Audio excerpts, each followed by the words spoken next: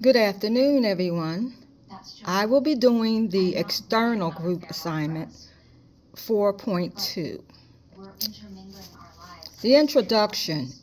In today's globalized and hybrid work environment, effective leadership requires more than technical expertise.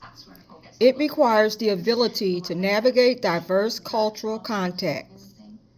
Johnson, 2012, identifies 7 personal competencies: being judgmental, flexible, attentive listening, observing, assuming complexity, and managing personal biases, showing respect, and showing empathy.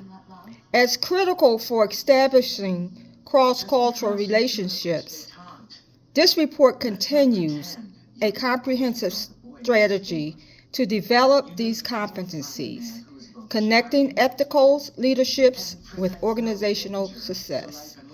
The research finding: research indicates that cross-cultural competence is no longer a soft skill, but a business imperative that impacts team performance and reduces failure rates in international assignments. The best practices: top performing organizations are shifting from one-off training to continuous learning, embedding cultural competence into daily workflows. Key trends: the top 5 skills for 2025 include adaptability, emotional intelligence, and technological literacy, with a heavy emphasis on navigating diverse perspectives. Developing competencies: research suggests that effective development requires a mix of self-awareness tools, experimental learning, and coaching. Strategy design: the 7 competencies. Our strategy focuses on cultivating these 7 competencies through a blend of self-reflection and actionable behavior changes. Be non-judgmental. Implement training that emphasizes separating facts from interpretations. Leaders with practice describing situations objectively before evaluating them, reducing the us versus them mentality. Be flexible. Cultivate active experimentations by rotating leaders through diverse teams, requiring them to adapt to different working styles and cultural norms. Listen attentively and observe. Carefully implement active listening workshops focusing on understanding emotions and values and not just facts. Assume complexities. Challenge simplicity bias by encouraging leaders to analyze multiple perspectives before making decisions.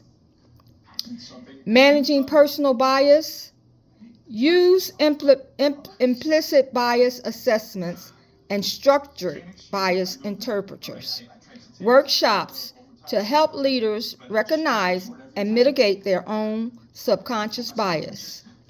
Show respect.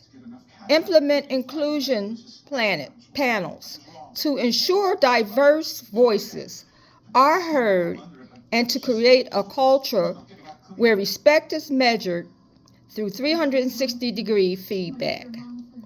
Show empathy.